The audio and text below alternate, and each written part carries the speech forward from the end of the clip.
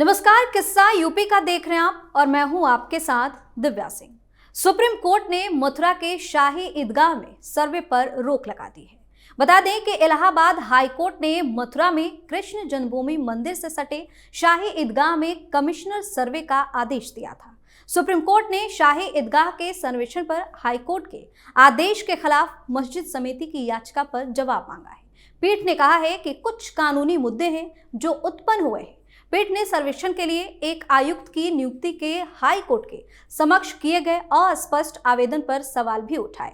आज इसी मुद्दे पर चर्चा करने के लिए मेरे साथ स्टूडियो मौजूद है कैपिटल टीवी के एग्जीक्यूटिव एडिटर राजीव जी। सर, आपका स्वागत है। धन्यवाद। सुप्रीम कोर्ट ने शाही ईदगाह के मामले में कमिश्नर सर्वे पर रोक लगा दी। देखिए, सुप्रीम कोर्ट का फैसला है और ऐसे समय में ये फैसला आया है जबकि राम मंदिर के लिए प्राण प्रतिष्ठा का आयोजन किया जाने वाला है। भव्य आयोजन है और उससे पहले सुप्रीम कोर्ट के 2 फैसले आए, बड़े फैसले माने जाते हैं। इसमें शाही ईदगाह पर जो कोर्ट कमिश्नर नियुक्त करने पर स्टे लगाया गया और उससे पहले एक फैसला आया बिल्किस बानो को लेकर। बिल्किस बानो में क्या हुआ था, वहां भी जो फैसला था वो सुप्रीम कोर्ट में ये दिखाई नहीं पड़ा कि किस ग्राउंड पर 11 लोगों को सजा में जो छूट दी गई थी उसे खत्म किया जाए। तो एक रीजन लाया गया, एक नया तरीका डेवलप किया गया और वो है टेक्निकल रीजन। सुप्रीम कोर्ट में अगर सुनवाई हो और उसमें एक टेक्निकल रीजन को जोड़कर ऐसे हवा क्रिएट किया जाए तो इसके पीछे के इंटेंशन पर सवाल खड़ा होता है। क्योंकि बिल्किस बानो में ये जो टेक्निकल तरीका अपनाया गया कि महाराष्ट्र सरकार उपयुक्त सरकार है जो इन लोगों को छूट देने के लिए जिम्मेदार हो सकती है, गुजरात सरकार वो नहीं है। जबकि इस फैसले से पहले सुप्रीम कोर्ट ने 2 बार ऐसा कहा था। सुप्रीम कोर्ट में फैसला हुआ था कि नहीं, गुजरात सरकार ही इस पर फैसला ले सकती है, घटना गुजरात सरकार के अंदर में आता है, वही गुजरात में घटी है। भले ही सुनवाई महाराष्ट्र में उस समय की परिस्थितियों के अकॉर्डिंग सीबीआई ने मांग की और महाराष्ट्र में इसकी सुनवाई हुई, लेकिन बाद में जब बिल्किस बानो ने रिव्यू पिटीशन डाला तो उसको भी रिजेक्ट कर दिया गया था। और फिर जब ये अक्टूबर में सुनवाई पूरी हो गई तो 2-3 महीना तक बैठा रहा गया और जब जनवरी में पूरा देश राममय हुआ पड़ा है तो उस समय एक फैसला आता है जिसमें टेक्निकल फॉल्ट दिखाया जाता है कि गुजरात सरकार का मामला नहीं था, ये महाराष्ट्र सरकार का मामला है। और उस समय 2019 में सरकार जो बनी थी वहां पर बनी कांग्रेस शिवसेना जो उद्धव ठाकरे की है और एनसीपी की। तो वहां पर जब इन लोगों ने पिटीशन दायर किया तो उन लोगों ने रिजेक्ट कर दिया था। बाद में अभी अगर फिर से पिटीशन दायर होगी तो महाराष्ट्र सरकार भी कोई ऐसी सरकार नहीं है जो उनके सजा में छूट पर कोई ध्यान न दे। लेकिन सुप्रीम कोर्ट ने उस समय भी ये फैसला सोच के दिया होगा कि अभी राम मंदिर का मुद्दा चल रहा है और बिल्किस बानो कहीं न कहीं जुड़ा हुआ है राम मंदिर से, मुस्लिम महिला है। दंगा गुजरात में हुआ था और दंगा की पृष्ठभूमि तैयार कैसे हुई थी? ये पृष्ठभूमि तैयार हुई थी गोधरा में कार सेवकों को जलाकर मार देने से, उसकी प्रतिक्रिया में दंगा हुआ था। तो कहीं न कहीं ये राम मंदिर आंदोलन से जुड़ा हुआ मामला है। तो इसमें खुश करने की कोशिश करो। अब फिर कुछ समय के बाद ही एक और फैसला आता है शाही ईदगाह के ऊपर। यह विवाद क्या है और मुस्लिम पक्ष के वकील ने क्या तर्क दिया कि सुप्रीम कोर्ट के 2 जजों की बेंच, जिसमें जस्टिस संजीव खन्ना और जस्टिस दीपांकर दत्त ये दोनों बैठे थे, वो लोग प्रभावित हो गए कि नहीं नहीं ये सही तर्क है और उसके आधार पर जो कोर्ट कमिश्नर की नियुक्ति इलाहाबाद हाई कोर्ट ने मंजूरी दी है वो फैसला सही नहीं है, उस पर स्टे लगा दो। हालांकि सुनवाई पर स्टे नहीं लगाया जा सकता, तो सुनवाई जारी रहेगी। सुनवाई क्या है? सुनवाई तो बरसों से चल रही है, दशकों से चल रही है, ये सालों की बात नहीं है, ये दशकों से 4 दशक 5 दशक से सुनवाई ही चल रही है, लेकिन फैसला नहीं हो रहा है। बाबरी मस्जिद पर भी सुनवाई ही चल रही थी, वहां पर जो विवादित ढांचा था उस पर दशकों से सुनवाई चल रही थी। कब सुप्रीम कोर्ट के ध्यान में आया? जब बाबरी मस्जिद का ढांचा ध्वस्त कर दिया गया, उसके बाद सुप्रीम कोर्ट को लगा इस जमीन पर अधिकार तो किसका है? हिंदुओं का है। अब उसके लिए कोई सबूत की जरूरत है कि भगवान राम की नगरी अयोध्या है, भगवान कृष्ण की नगरी मथुरा है, और वहाँ जो शिव की बात की जाती है वो काशी से उनका जुड़ाव रहा है। ये सब कोई ढूंढने की जरूरत है, इस पे तर्क करने की जरूरत है। अगर तर्क करोगे तो दूसरे धर्म पर भी तर्क करो। ये तर्क करो वक्फ बोर्ड पर, ये तर्क करो ये जो हज सब्सिडी के ऊपर कि क्यों दी जाए आपको हज सब्सिडी, आपके लिए क्यों वो पवित्र है, आप साबित करो पहले कि हज पर जाना जरूरी है। आप क्यों सवाल करते हो हिंदुओं की आस्थाओं के ऊपर भी? और सुप्रीम कोर्ट में सुनवाई हुई तो क्या तर्क क्या दिया गया? मुस्लिम पक्ष ने क्या कहा कि अभी एक और याचिका जो है लंबित पड़ी हुई है, और वो याचिका क्या है? उसमें प्लेसेस ऑफ वर्शिप एक्ट के बारे में कहा गया है। पूजा स्थल अधिनियम 1991 के खिलाफ वो याचिका दायर की गई है कि इस अधिनियम के तहत मथुरा में अगर वो विवादित भी है शाही ईदगाह तो उसे तोड़ा नहीं जा सकता, क्योंकि उसमें कहा गया है कि 1947 के बाद जो भी धार्मिक स्थल जिस स्वरूप पर है उसी स्वरूप में रहेगा, उसका स्वरूप बदला नहीं जाएगा। लेकिन स्वरूप बदला जाना न जाना किसी अवैध कब्जे से कैसे संबंधित हो सकता है? कोई किसी के जमीन पर कब्जा कर ले क्योंकि वो बाहर रह रहा है, कोई विदेश में रह रहा है जी। कोई यूपी छोड़कर दिल्ली में रह रहा है, कोई कर्नाटक आंध्र प्रदेश का आदमी 20 साल से दिल्ली में जॉब कर रहा है, उसकी जमीन परती पड़ी हुई है, उस पर कोई मकान बना ले और जब वो कोर्ट में जाए तो कहे नहीं नहीं ये तो मकान बना के रह रहा है, अब इसको कंपनसेशन भी दो और इस पर मुकदमा भी लड़ो। साफ तौर पर है भाई ये जमीन हमारी है, इसके लिए रेवेन्यू हम देते हैं, रजिस्ट्री हमारे नाम से है, तो इस जमीन पर कोई भी अगर अतिक्रमण करके रखा है तो इसको हटा दो जी। कभी कभी इन लोगों को, ये जज साहब जो बैठे हुए हैं, इन लोगों को भी ऐसी समस्या का सामना करना पड़ेगा, तब समझ में आएगा, क्योंकि ये हाई प्रोफाइल लोग हैं, इनके तो मुंह से निकले हुए शब्द जो होते हैं वो फैसला हो जाता है, सरकार पुलिस प्रशासन कुछ नहीं कर सकता। इसलिए अब इनके घर के आसपास दिल्ली में रह रहे हैं सुप्रीम कोर्ट के सारे जज, और कहीं भी इनकी पैतृक जमीन होगी, घर होगा। जैसे अभी जस्टिस संजय किशन कौल रिटायर्ड हुए सुप्रीम कोर्ट से, कई ऐसे फैसले दिए। अब वो जम्मू कश्मीर की बात कर रहे हैं कि वहां पर मेरा जो पैतृक संपत्ति है उसको अब सुरक्षित रखेंगे, उसमें रिनोवेशन करवाएंगे, वही रहेंगे। कई जगहों पर इंटरव्यू में उन्होंने बोला।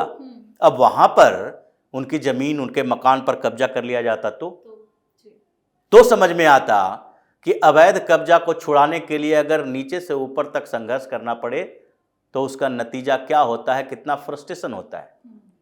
अब ये हिंदुओं के अंदर यही है, ये फ्रस्ट्रेशन है। ऐसा फ्रस्ट्रेशन हो गया है कि इस देश में हिंदू हैं तो आपको अपने धर्म स्थलों की सुरक्षा के लिए संघर्ष करना पड़ेगा, मुस्लिम हैं तो उसको बचाने के लिए जद्दोजहद करने की जरूरत नहीं है, आपको कब्जा करने के लिए भी संघर्ष करने की जरूरत नहीं है। लाओ कब्जा करके बैठ जाओ कहीं और उसके बाद फिर दूसरे लोग संघर्ष करें कि आपने अवैध कब्जा किया है, इसे हटाओ।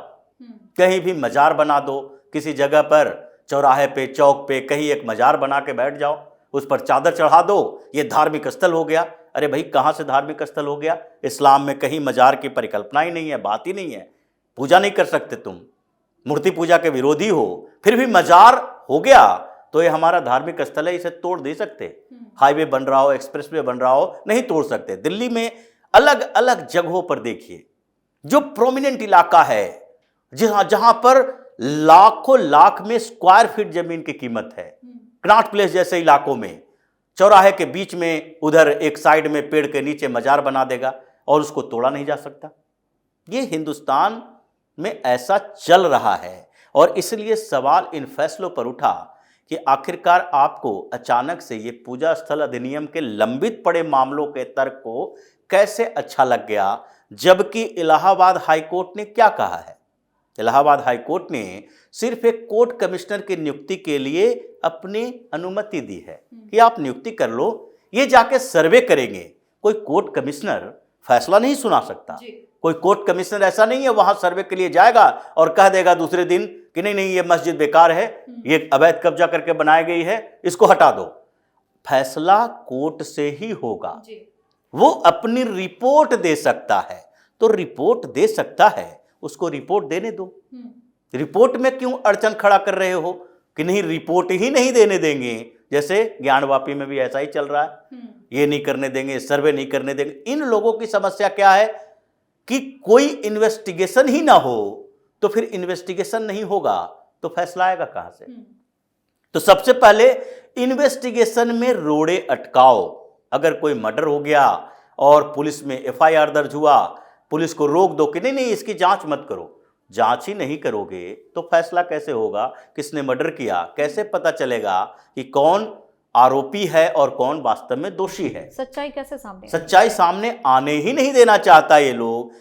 जो भगवान श्री कृष्ण जन्मभूमि का विवाद है, ये विवाद उन विवादों से अलग है जहां पर यह बताया जाता है कि पहले यहां मंदिर और मंदिर के अंदर के सबूत हैं, उन सबूतों के आधार पर हमें ये जगह चाहिए। यहां तो विवाद ही जमीन का है। हमारा 13.37 एकड़ जमीन जो है वो निकाल के सर्वे करा के हमें सौंप दो, और उस जमीन के अंदर उसके एरिया में अगर कोई मस्जिद है, अगर किसी ने अवैध तरीके से मकान बना लिया है, सबको हटाओ। अब इस जमीन विवाद को सामान्य जमीन विवाद इन लोगों ने समझ लिया, जैसे गांव का एक जमीन का विवाद होता है और पीढ़ी दर पीढ़ी चलता रहता है। वो सिविल सूट्स ऐसे ही होते हैं, जो सिविल सूट्स होते हैं नीचे से डिस्ट्रिक्ट कोर्ट, मजिस्ट्रेट कोर्ट से चलता चलता सुप्रीम कोर्ट तक चल गया, 144 145 चल रहा है और सालों साल तक वो विवाद चल ही रहा है। अंत में क्या होता है? कंप्रोमाइज। और जैसा कंप्रोमाइज 1968 में ये श्री कृष्ण जन्मभूमि सेवा संघ ने किया, ये कंप्रोमाइज ही था 1968 में कि नहीं भाई ये मस्जिद वहीं पर रहने दो, क्योंकि कोर्ट के पचड़ों से फंस के हो सकता है ट्रस्ट के लोगों को लगा होगा कंप्रोमाइज कर लो। ये उसके अकेले का अधिकार नहीं है, ये किसी ट्रस्ट का मामला नहीं है, ये हिंदुस्तान के हिंदुओं का मामला है। सबका सेंटिमेंट वहां से जुड़ा हुआ है। आप जा रहे भगवान श्री कृष्ण का दर्शन करने के लिए और वहां से बगल से मस्जिद से अजान की आवाज आ रही है। भाई ये हमारे सेंटिमेंट के साथ खिलवाड़ है, संवेदनाओं के साथ खिलवाड़ है, जिसको इन लोगों को समझना चाहिए, कोर्ट को समझना चाहिए। ये सुप्रीम कोर्ट तब समझ में आता है इसको जबकि वहां पर हिंदू जाकर फिर से बाबरी मस्जिद जैसे स्थिति कर दे, तब ये पता चलेगा कि नहीं नहीं ये विवाद कैसे जमीन का है, तो जल्दी जल्दी फैसला सुनाओ। इलाहाबाद हाई कोर्ट ने इसके 15 मामलों को एक साथ कर दिया। क्यों किया? कि जल्दी से सुनवाई हो जाए। एक बड़ी बात तो और है कि इलाहाबाद हाई कोर्ट, ये नाम इलाहाबाद जो है ये अब इलाहाबाद नहीं रहा, प्रयागराज हो गया है। लेकिन मजबूरी क्या है? सरकार कुछ नहीं कर सकती, क्योंकि हाई कोर्ट जहां पर है जिस स्टेट में, वहां के स्टेट गवर्नमेंट या सेंट्रल गवर्नमेंट उसके नाम में परिवर्तन नहीं कर सकती है। ये सुप्रीम कोर्ट और हाई कोर्ट के जिम्मे है कि हाई कोर्ट से नाम परिवर्तन के लिए जाएगा और उसके बाद सुप्रीम कोर्ट उस पर फैसला लेगा कि हाँ हम इसका नाम बदल सकते हैं। इसलिए बॉम्बे मुंबई हो लेकिन बॉम्बे हाई कोर्ट ही रहेगा, कोलकाता कलकत्ता हाई कोर्ट ही रहेगा। इलाहाबाद अभी भी क्यों इलाहाबाद वहां पर लगाए हुए हो? उसको नाम उसका भी परिवर्तन करो, प्रयागराज हाई कोर्ट करो, नहीं होगा। तो इन लोगों की मानसिकता ऐसी है, ये अपने आप को ऐसे सो कॉल्ड बुद्धिजीवी समझते हैं जिसको सिर्फ न्याय की बात नहीं, कानून की भाषा नहीं, बल्कि ये अपने आप को सोसाइटी के भी एक्सपर्ट समझते हैं कि समाज विज्ञान के भी हम एक्सपर्ट हैं। 2000 पेज का फैसला देंगे, 2 लाइन के फैसले को बढ़ा बढ़ा के पूरे गाथा उसमें लिख देंगे। तो ये कंफ्यूज करने की प्रक्रिया है और सुप्रीम कोर्ट का यह फैसला सही तो नहीं दिखता। जिस तरीके से राजनीति में तुष्टीकरण है, लगता है कि न्यायपालिका में भी तुष्टीकरण की धारा चल पड़ी है कि उधर अगर बाबरी मस्जिद वाला जो पूरा बाबरी गैंग है, बाबर के वंशज जो अपने आप को कहते हैं, वो सवाल उठा रहा है सुप्रीम कोर्ट ने फैसला कैसे दे दिया था, तो उसको खुश करने के लिए दूसरे जगह पर रोक लगा दो। तौकीर रजा ने कहा था हमारी सब्र की सीमा इंतहा खत्म हो जाएगी, बाबरी को हमने त्याग दिया, इसको नहीं त्यागेंगे। ये इसको नहीं त्यागोगे, तुम्हारा इतिहास 1500 साल पहले का है, हमारा 15,000 साल से पहले का है। तुम जब यहाँ आए थे उसी समय से तुम्हारा इतिहास यहाँ शुरू होता है। ये पूछ लो अपने बाप दादाओं से कि बाबरी मस्जिद 15वीं शताब्दी में बनी, उससे पहले वहाँ क्या था? औरंगजेब जब यहाँ 1670 में तोड़ के मंदिर को मस्जिद बना दिया वहाँ पर, उससे पहले वहाँ क्या था? भगवान श्री कृष्ण का 16वीं शताब्दी में आए थे। तो ये समस्या हिंदुस्तान की है, इस सिस्टम की है, और इस सिस्टम में बदलाव के लिए समय चाहिए। सुप्रीम कोर्ट को भी समझना पड़ेगा, हाई कोर्ट को भी समझना पड़ेगा कि हम अगर बहुसंख्यक समाज के संवेदनाओं के साथ बार बार खिलवाड़ करते रहेंगे तो वही होगा जैसा अयोध्या में हुआ।